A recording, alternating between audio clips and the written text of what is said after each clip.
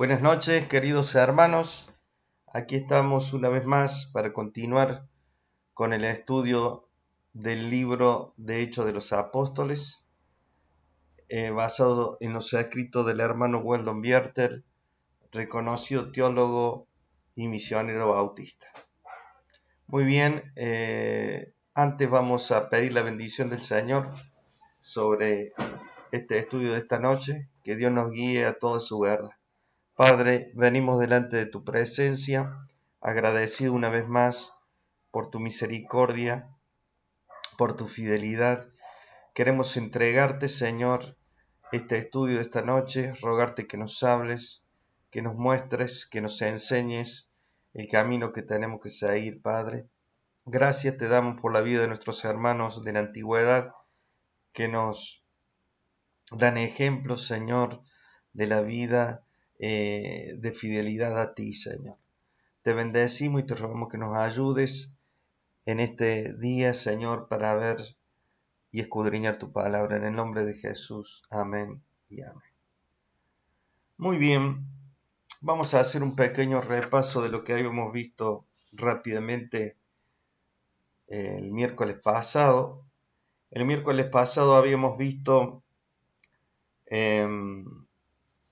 cómo en Filipos los discípulos Pablo y Silas habían sido liberados milagrosamente a través de un terremoto que había habido en la cárcel, y como consecuencia y resultado de ese acontecimiento vimos nosotros la conversión del carcelero de Filipos y cómo se inicia, digamos, en realidad la iglesia en Filipos, la iglesia de los filipenses, ¿no es cierto? Que luego Pablo le escribe la carta a ellos, ¿no? Vimos también nosotros allí el comienzo de la evangelización en Tesalónica, y es allí donde vamos a continuar en el día de hoy, pero algunas de las cosas que nosotros vimos es que Tesalónica era la capital de la provincia de Macedonia. Vamos a ver rápidamente el mapa. Nosotros tenemos allí, ¿no es cierto?, que Tesalónica era la capital de la provincia de Macedonia. Por lo tanto, estaba al mismo nivel de Antioquía de Siria, de Cesarea, Corinto y Éfeso. Y al igual que Corinto y Éfeso, era una ciudad comercial floreciente, y Tesalónica era un puerto marítimo sobre el Golfo de Salónica. Bien. También nosotros, habíamos dejado allí y hoy vamos a continuar con, con el estudio con el estudio del libro de Hechos en esta parte, ¿no es cierto?, donde los discípulos o los apóstoles se encuentran ya en Tesalónica, y para ello vamos a leer el capítulo 17 de Hechos, del versículo, vamos a leer 1 al 4, vamos a leer, y vamos a ver lo que ocurre aquí en Tesalónica, que es lo siguiente. Ocurre un alboroto que ya vamos a llegar allí, pero lo que queremos ver primero es el testimonio en la sinagoga de Tesalónica. Vamos a leer entonces Hechos 17 del 1 al 4. Dice así: pasando por Anfípolis y Apolonia, llegaron a Tesalónica, donde había una sinagoga de los judíos. Y Pablo, como acostumbraba, fue a ellos, y por 3 días de reposo discutió con ellos, declarando y exponiendo por medio de las Escrituras que era necesario que el Cristo padeciese y resucitase de los muertos, y que Jesús, a quien yo os anuncio, decía él, es el Cristo. Y algunos de ellos creyeron y se juntaron con Pablo y con Silas, y de los griegos piadosos gran número y mujeres nobles no pocas. Bien, entonces nosotros vemos que Tesalónica tenía una gran colonia de judíos y una sinagoga. Cuando Pablo y Silas entraron en la ciudad y comenzaron a compartir el Evangelio, Lucas también aquí señala que Pablo siguió un mismo plan como lo venía haciendo en cada ciudad al comenzar un nuevo trabajo. Y lo primero que nosotros vemos que Pablo iba a la sinagoga judía, donde su identidad nacional con los de su propio pueblo le permitía a él establecer contactos para testificar. Además, se sentía responsable por llevar también el Evangelio a los judíos, porque Jesús había indicado que el Evangelio debía ser llevado primero a la casa de Israel. Bien, lo segundo es que Pablo usaba las escrituras del Antiguo Testamento para mostrar que Jesús era el cumplimiento de las profecías y las promesas con respecto al Mesías, que establecería un reino eterno. Jesús, como descendiente de David, era mortal, sin embargo, a través de la resurrección, Dios le levantó de los muertos para ser un rey eterno. Y Pablo necesitaba también mostrarle a los judíos que el Mesías debía sufrir. Por eso él citaba Isaías 53, donde habla del siervo de Dios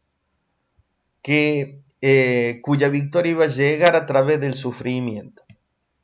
Después de que Jesús fue llevado a la muerte por manos de los perversos, Dios dio la victoria a través de la resurrección. Pablo estaba convencido de que muchos otros judíos no habían comprendido estas enseñanzas del Antiguo Testamento, y por eso también Lucas destaca que algunos creyeron lo que Pablo estaba diciendo y llegaron a ser discípulos.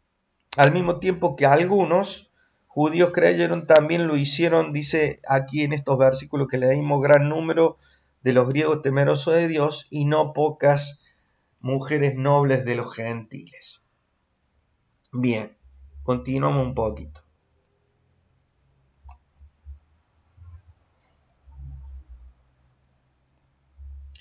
Tercero, en cuanto a este plan que tenía Pablo, ¿no es cierto?, de establecer el evangelio a cada lugar donde iba con esta estrategia de llegar primero a los judíos.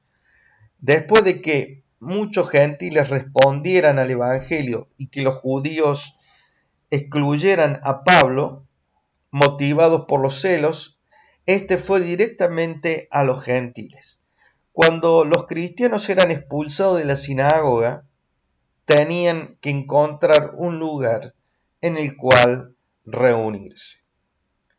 Y el cuarto punto es que Pablo dedicaba algo de tiempo a enseñar a los nuevos cristianos antes de ir a otra ciudad. Si era posible, dejaba al líder más maduro como encargado del nuevo trabajo que se comenzaba en ese lugar. Bien, vamos a continuar ahora con lo que le había adelantado recién, que sería ocurre en Tesalónica y que es el alboroto en esta ciudad de Tesalónica. Vamos a leer Hechos 17, 5 al 9. Dice la palabra que entonces los judíos que no creían, teniendo celos, tomaron consigo a algunos ociosos hombres malos y juntando una turba alborotaron la ciudad y asaltando la casa de Jasón procuraban sacarlos al pueblo.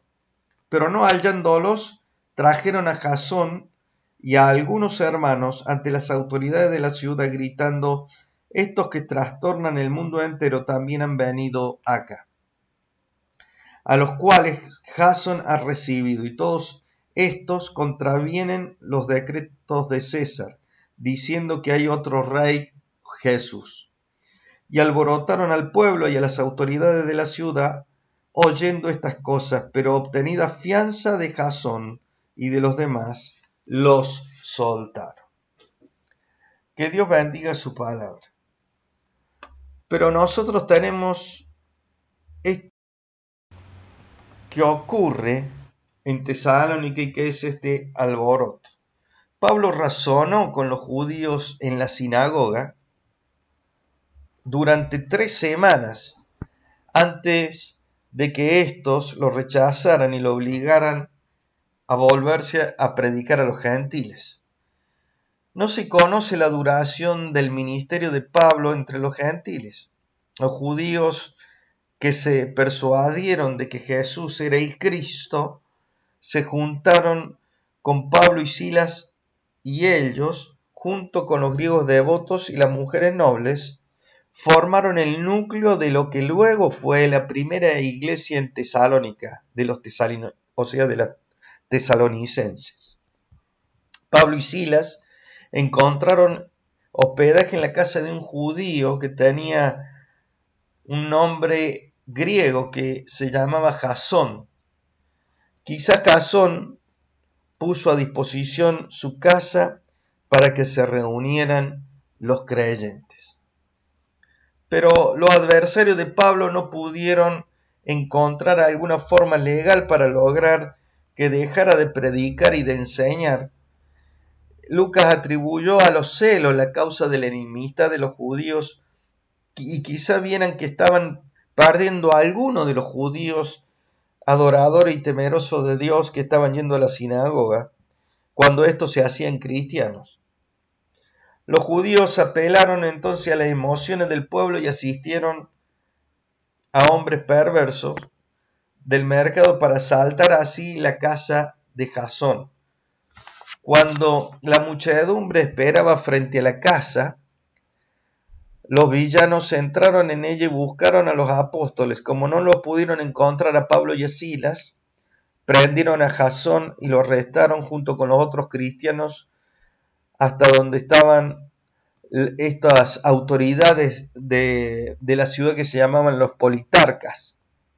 Cuando iban por las calles, gritaban: estos que trastornan el mundo entero también han venido acá, en ese versículo 6 que leímos recién. Y aunque la acusación era exagerada, la misma da evidencia de que el cristianismo estaba haciendo un gran impacto en el mundo. Bien, continuamos.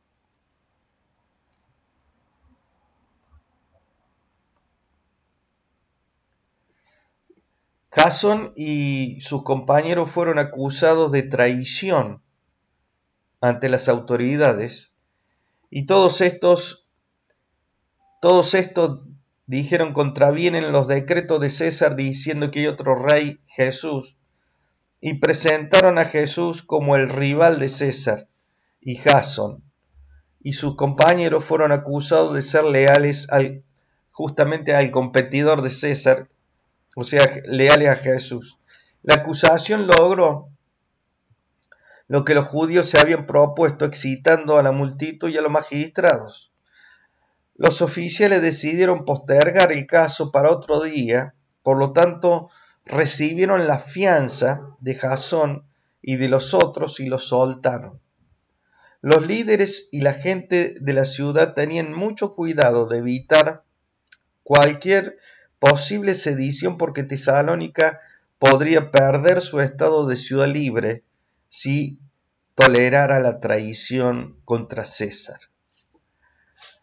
Pablo y Silas salieron apresuradamente de noche de la casa de Jasón y fueron a Berea. La seguridad o fianza que las autoridades habían tomado de Jasón probablemente hubiera perdido su valor si se enteraban de que éste había protegido a los acusados. Por eso Pablo y Silas decidieron irse rápido de la casa de Jasón. Bien, continuamos y vamos a ver ahora la predicación y el testimonio de los apóstoles en Berea, que vamos a leer el capítulo 17 del 10 al 15. Es muy interesante. Dice la palabra: inmediatamente los hermanos enviaron de noche a Pablo y a Silas hasta Berea, y ellos, habiendo llegado, entraron en la sinagoga de los judíos. Y estos eran más nobles que los que estaban en Tesalónica, pues recibieron la palabra con toda solicitud, escudriñando cada día las Escrituras, para ver si estas cosas eran así. Así que creyeron muchos de ellos, y mujeres griegas de distinción, y no pocos hombres. Cuando los judíos de Tesalónica supieron que también en Berea era anunciada la palabra de Dios por Pablo, fueron allá y también alborotaron a las multitudes. Pero inmediatamente los hermanos enviaron a Pablo que fuese hacia el mar, y Sila y Timoteo se quedaron allí. Y los que se habían encargado de conducir a Pablo le llevaron a Atenas, y habiendo recibido orden para Sila y Timoteo de que viniesen a él lo más pronto que pudiesen, salieron. Que Dios bendiga su palabra. Pero es interesante ver lo que ocurre en esta lugar de Berea, y vamos a ver la respuesta que tiene el evangelio aquí en Berea, porque Berea también pertenecía a la provincia de Macedonia y estaba ubicada a unos 65 kilómetros de Tesalónica. La ciudad tenía una colonia de judíos y una sinagoga. Lucas contrasta la nobleza de los judíos de Berea con la turba de los hombres de Tesalónica que atacaron a los apóstoles. En Berea habían tomado su ciudadanía muy seriamente y aparentemente participaban en las actividades de la ciudad. Lucas comunica la idea de que eran generosos, liberales y de mente abierta. Estaban ansiosos de estudiar la palabra de Dios, y dice que recibieron con interés las palabras de Pablo. Sin embargo, no se tragaban el anzuelo, como se dice comúnmente, ¿no es cierto? Ellos, dice, examinaron diariamente las Escrituras para ver si la interpretación de Pablo y la aplicación de las mismas a Jesús eran correctas. Muchos de los judíos, junto con varios gentiles aristócratas, tanto hombres como mujeres, creyeron en las enseñanzas de Pablo y recibieron a Cristo como el Señor y el Salvador. Los judíos que no creyeron en Cristo no manifestaron oposición. Seguimos.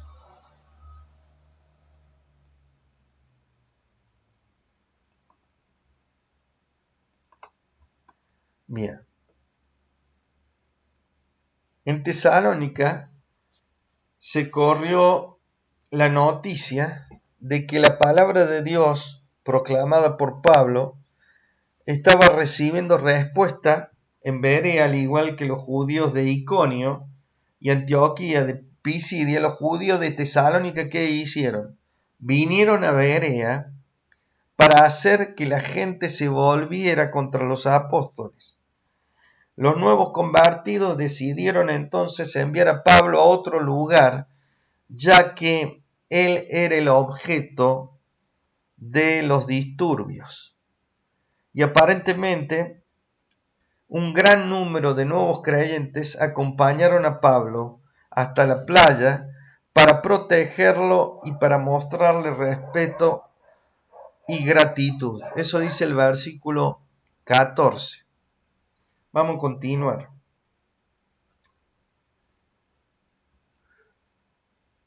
Cambiamos la imagen.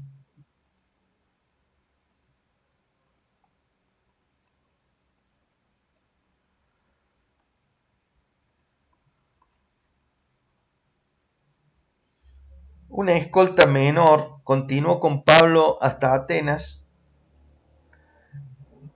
Dice esto el versículo 15. Y Sila y Timoteo quedaron en Berea para fortalecer la nueva iglesia. Resulta interesante notar que Pablo provocaba gran oposición de parte de los judíos, pero Silas y Timoteo aparentemente continuaron el trabajo sin oposición. Cuando los acompañantes dejaron a Pablo en Atenas, éste envió un mensaje con ellos a Silas y Timoteo para que se reuniesen con él lo antes posible. El hecho de que una escolta acompañó a Pablo desde Berea hasta Atenas puede indicar que Pablo no se sentía bien. Era evidente que Pablo no quería permanecer en Atenas sin sus compañeros que le apoyaban en la tarea. Por eso él pidió que los compañeros, los apóstoles, vinieran rápido hacia Atenas. Bien, vamos a continuar. Dijimos, vamos a ver un poquito más de nuevo mapa. Y tenemos nosotros aquí la región de Acaya. ¿Por qué? Más al sur de Grecia tenemos a Acaya, la provincia de Acaya, que primeramente estaba unida a Macedonia, pero luego la provincia se separó y quedó con la capital, que era Corinto. Corinto era la capital de Acaya. Y dentro de Acaya también estaba Atenas. Bien. Nosotros ahí en el mapa podemos ver, ¿no es cierto?, que Acaya está al sur, vemos a Corinto y ahí cerca está Atenas, que es el lugar donde Pablo fue desde Berea, ¿no es cierto?, fue llevado hasta Atenas. Bien. Vamos a ver una introducción acerca de esto de Pablo en Atenas. Acaya estaba, como decía recién, muy unida a Macedonia, tanto política como socialmente. Durante un tiempo había formado, bajo los romanos, una sola provincia con Macedonia, pero cuando Pablo visitó a Atenas, ya Acaya era una provincia separada, cuya capital, como dijimos recién, era Corinto. Atenas gozaba de la posición de ser el centro intelectual y cultural del mundo. Allí nacieron Sócrates, Platón, Aristóteles, Zenón y Epicuro, que enseñaron en las calles de Atenas. Nosotros vemos que aquí en Atenas se formó el dialecto que, digamos, formó las bases para el koiné. El koiné es el idioma griego común, que llegó a ser el idioma universal como resultado de las conquistas de Alejandro Magno. Atenas era una ciudad libre, cuya autoridad no estaba en el demos, que le llamaban, refiriéndose al pueblo, sino que estaba la autoridad en un concilio que se llamaba el Areópago. Aparentemente el Areópago se refiere a este concilio, ¿no es cierto?, que tenía autoridad sobre lo que se enseñaba. Atenas daba la impresión de ser una ciudad muy religiosa. ¿Por qué? Porque en sus calles había muchos ídolos y altares y templos. El Areópago servía como la corte religiosa de apelaciones para toda la cultura griega y helénica. Bien, vamos a ver, nosotros vamos a leer ahora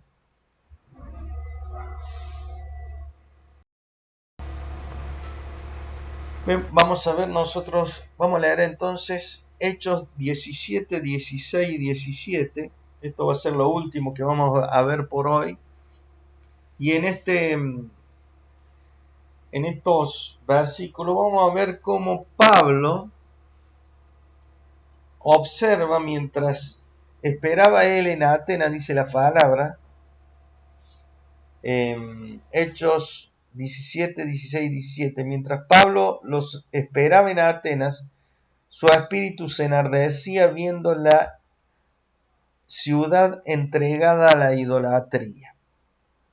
Así que discutía en la sinagoga con los judíos y piadosos, y en la plaza cada día con los que concurrían. Bien,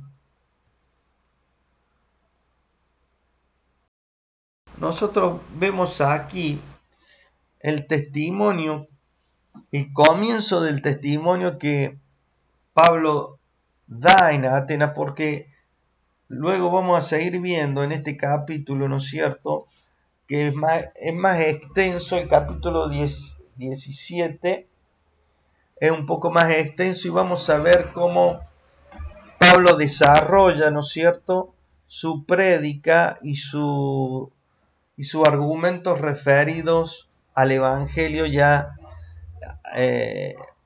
la divinidad de Jesús, y trata de hacer ver, ¿no es cierto?, aquí a los atenienses digamos que la idolatría no era lo esencial, sino que lo esencial era la adoración solamente al Dios verdadero. Y eso es lo que vamos a ver después en el desarrollo de la prédica que hace Pablo y el testimonio que da Pablo en Atenas. Pero mientras Pablo recorría la ciudad, como vimos recién en esa imagen, se sintió muy molesto al observar tantos ídolos. Él, siendo un judío, naturalmente aborrecía la idolatría. Siendo cristiano, sabía de la inutilidad y el desengaño de aquellos que acudían a los ídolos en sus momentos de necesidad. Siguiendo su costumbre, Pablo encontró una sinagoga judía y compartió el Evangelio cada día de reposo con los judíos y con los gentiles temerosos de Dios. Los demás días él hablaba en lo que se llamaba el Agora. El Agora era una plaza pública o un mercado. A todo el que quisiera escucharle, él les hablaba del Señor Jesús. El Agora era un espacio abierto en el centro de la ciudad, rodeado por edificios públicos, templos de los dioses paganos, la casa del Senado y las cortes legales. También había stoas. ¿Qué es las stoas? Las stoas eran galerías y pórticos que se usaban para intercambio o un lugar de reunión. La gente del campo llevaba allí los productos para vender, y ahí se producía un intercambio, ¿no es cierto?, entre comerciantes y compradores de los productos que llevaban la gente del campo. Después de terminados sus negocios del día, ¿qué hacía la gente? Se reunían e intercambiaban filosofías de la vida, rumores sobre las cosas que sucedían, etcétera, etcétera. Los filósofos que deseaban un auditorio para sus ideas tomaban sus lugares en las galerías rodeados por sus discípulos. El famoso filósofo Zenón estableció la costumbre de usar una antigua galería que se llamaba la Galería Pintada. Y como el lugar, como ese lugar, ¿no es cierto?, se utilizaba para dar él sus enseñanzas. Sus discípulos fueron llamados entonces o conocidos como los estoicos. ¿Por qué? Porque dijimos que galería era stoas, y de ahí viene los estoicos que estaban en esas, aprendían junto a Zenón en esas galerías. Bien, vamos a dejar allí, después vamos a entrar más profundamente en la exposición que Pablo hace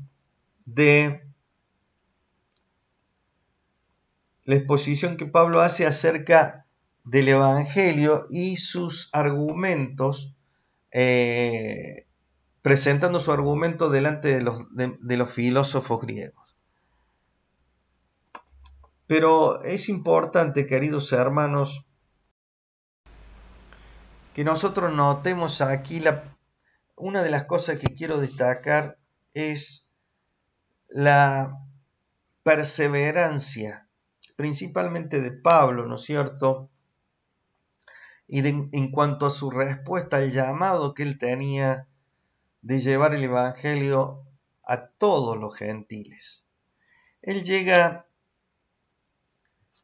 hasta estos lugares de Grecia, fíjense, y él no se detiene ante nada. Él predica. Cuando ve, como vimos ahora, ¿no es cierto?, la gente entregada a la idolatría, su espíritu se estremece, ¿no es cierto?, ante esto, ante el engaño al cual está sometido la gente. Él siente, yo veo en Pablo en esto la compasión que él tenía por la gente de Atenas, en este caso, por su vida entregada a la idolatría. Y como vamos a ver más adelante, cuando desarrollemos este capítulo 17, vamos a ver nosotros cómo quiere hacerles ver la necesidad de volver su vida al Dios verdadero. Y queridos hermanos, esto es para que nosotros observemos mientras vamos estudiando, escudriñando las Escrituras, vamos aprendiendo de esta compasión que tenía Pablo. Vamos aprendiendo de este sentir que él tenía y de esta preocupación que él tenía por ver a la gente muchas veces engañada, ¿no es cierto?, por el enemigo a través de una adoración falsa que ellos estaban haciendo. Y queridos hermanos, muchas veces nosotros tenemos alrededor nuestro mucha gente con la cual nosotros nos relacionamos y nos damos cuenta que ellos están errados. Y muchas veces a nosotros, por no decirles nada, nos quedamos callados y ellos siguen en su error. Como vamos a ver y como hemos venido viendo, cómo Pablo en su predicación él resalta y trata de corregir la mente de las personas enfocándolos hacia la verdadera adoración. Y queridos hermanos, que Dios nos dé esa compasión que tenía Pablo por la gente, de poder hablar en el momento que tenemos que hablar, de poder presentar el Evangelio con amor cuando lo tenemos que presentar, de poder encaminar a la gente, mostrarle una dirección de lo que es andar por la senda que Cristo nos ha marcado. Muy bien, vamos a orar a Dios. Padre, te agradecemos la palabra que hemos visto en esta noche, Señor, ver la vida de Pablo, de Silas, Señor, entregados a ti, Señor, entregados en la predicación, entregados en la misión para llegar a toda esta gente que no tenía un conocimiento del Dios verdadero, del Dios creador. Señor, y tú utilizas a estos varones, Señor, para llevar luz, Señor, a estas naciones que están cegadas por la idolatría. Padre, te rogamos que nos ayudes a ver el ejemplo de nuestros hermanos, que nos ayudes, Señor, también a incorporar a nuestra vida la compasión y también, Señor, el denuedo, Señor, para poder hablar como estos hombres hablaban de ti, Padre. Y hablarles por amor a la gente, hablarles con amor, con el ingrediente del amor que tú tienes por cada criatura. Gracias te damos, Señor. Bendigo, Señor, a cada uno de aquellos que escuchan o que escucharán, Señor, esta meditación. A cada familia, Señor, te pido que les bendigas, que guardes, Señor, y que nos ayude a ser un pueblo que verdaderamente predique tu palabra y ayude a muchos a salir de las tinieblas. Gracias te damos, te bendecimos en el nombre de Jesús. Amén y amén. Muy bien, queridos hermanos, que Dios les esté bendiciendo, que tengan una hermosa semana y continuamos el próximo miércoles con el estudio del libro de Hechos. Un abrazo a todos.